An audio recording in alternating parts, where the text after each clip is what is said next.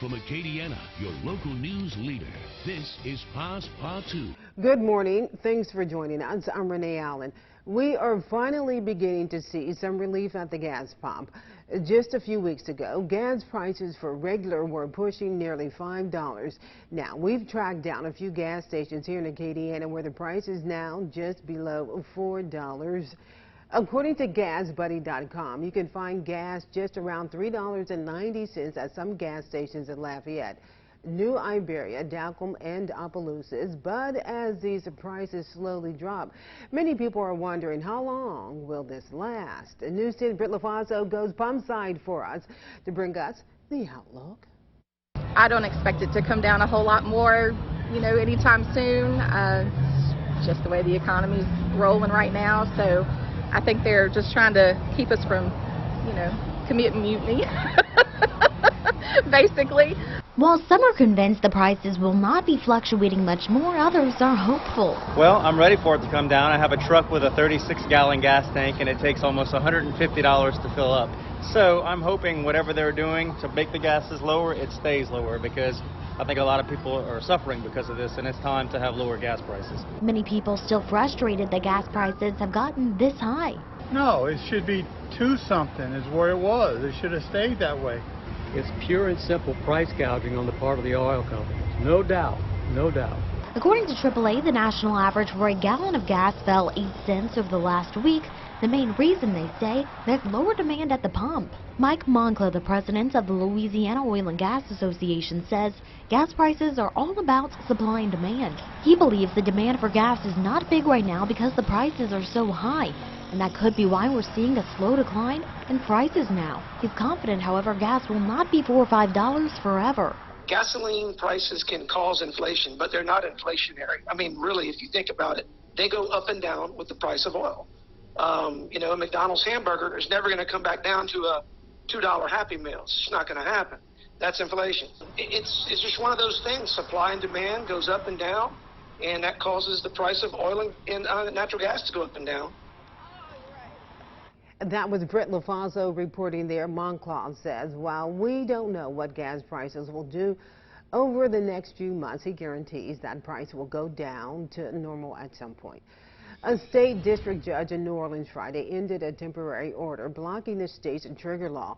That order follows a hearing in a lawsuit filed by a North Louisiana abortion clinic and others. The law was designed to take effect when the U.S. Supreme Court decision stripped away women's constitutional right to abortion. The suit claims the state law is unclear on when the ban takes effect and on medical exceptions to it. Attorney General Jeff Landry said there are other states residents can move to if they don't agree with the laws right here in Louisiana. And if you don't like Louisiana's laws or Louisiana's Constitution, you can go to another state. That's what the court did in this case. If you don't like the laws of the states, you can move to one under which you like. That's the greatness about America. That's the greatness about the decision, quite frankly. While this case is moving to East Baton Rouge Parish, a hearing date has yet to be set on it. Meanwhile, President Biden is urging Americans to elect leaders who support women's abortion rights. That plea came as the president issued an executive order aimed at protecting access to the procedure. Deborah Alfarone reports from the White House. President Biden's executive order was a response to the Supreme Court's decision to overturn Roe v. Wade, the landmark 1973 case that said women have a constitutional right to abortion. We cannot allow an out-of-control Supreme Court working in conjunction with extremist elements of the Republican Party to take away freedoms. The president denounced last month's ruling as an exercise in raw political power, but suggested there was little he could do about it. The court now practically dares the women of America to go to the ballot box and restore the very rights they've just taken away. The executive order directs the head of the Health and Human Services Department to identify ways to protect access to abortion medication and to ensure emergency medical care for those experiencing pregnancy loss. President Biden has given HHS Secretary Xavier Becerra 30 days to report back to him with his findings. Congressional Democrats aren't waiting that long. Speaker Nancy Pelosi says the House will vote next week on a pair of abortion-related bills. One, the Women's Health Protection Act, would restore Roe v. Wade as the law of the land. It passed the House last year, but was blocked by Republicans in the Senate in May. The other bill would guarantee a right to go to another state for an abortion. Deborah Alfarone, CBS News, the White House. Out of Acadia Parish, Crawley police are searching for a suspect following a domestic fight. According to authorities, Derek O'Neill Jr. was involved in a domestic violence dispute yesterday morning, injuring his girlfriend and then shooting at her twice. O'Neill left the scene and ended up on the corner of North Avenue L and 11th Street, where two juveniles were in the home. Crawley police say the juveniles were not harmed. The victim was taken to a local hospital where she was treated for moderate injuries and then released. O'Neill is wanted for attempted second-degree murder and is said to be still on the run. If anyone has information, please contact Crawley Police at 337-783-1234 or Crime Stoppers of Acadia Parish at 789-TIPS. Now, police say there are other charges pending on this. If you have any information on O'Neill's whereabouts, please contact them. As students prepare to head back to school next month, school districts are working to overcome staffing and teacher shortages. That includes the Vermilion Parish School District. Superintendent Tommy Byler says they made great strides towards filling those empty spots in the classroom, but say the work is far from over. He says teachers are needed now more than ever in the throes of a nationwide teacher shortage expanded by a global pandemic. Yes, I mean, we're still in the process of trying to fill and you know, I mean, everybody who's filling jobs right now, it doesn't matter what parish you're in. People walk away from the profession more than we can replenish it. The biggest needs are in math, science, and special education. Abbeville's first female mayor is looking to bring change to the city for the better. Even as she battles COVID-19, she continues her duties as mayor. News 10's Rodrika Taylor spoke with her about her plans. Since taking office, Mayor Rosalind White's vision was always focused on improving Abbeville for the future. Even with today's COVID-19 pandemic, she is looking for new opportunities to prepare for the future of the city.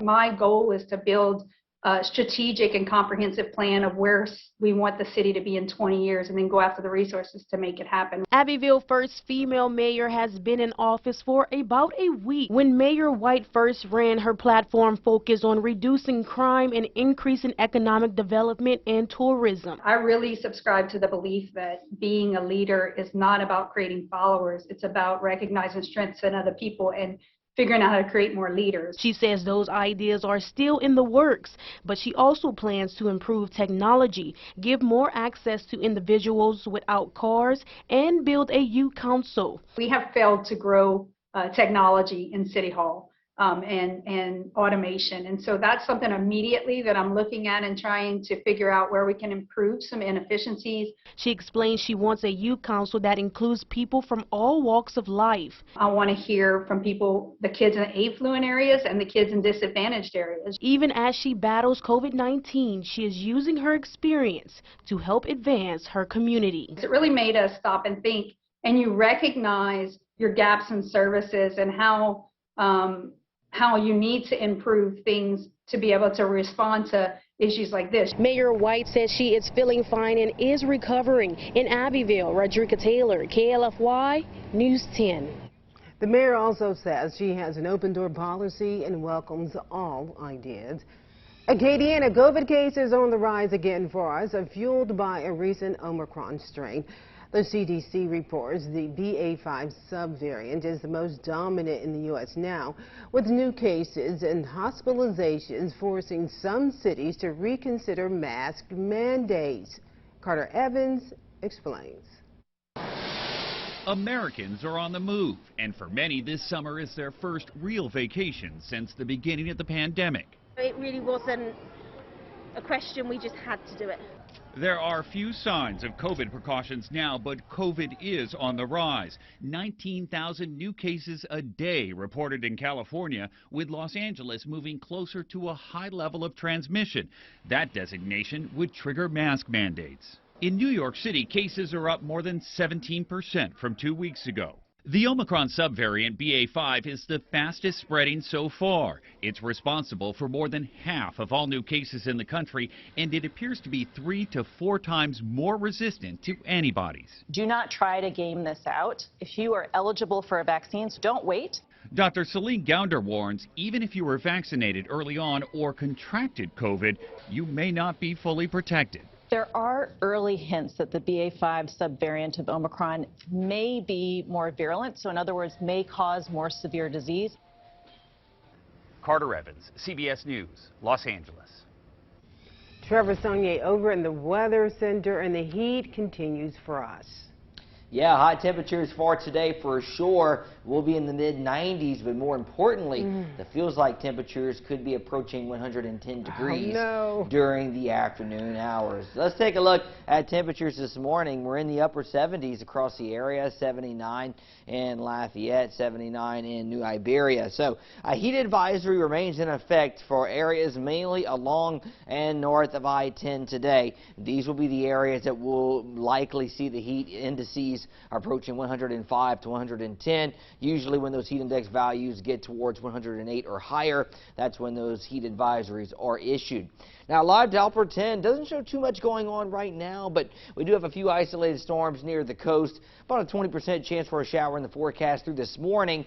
And then for this afternoon, I'll put those storm chances at around 20 to 30%, as we could see a good scattering of storms in the afternoon, but definitely not as widespread as what we have been seeing through the past few days. Satellite radar does show clear skies out there, but those storms off to the south.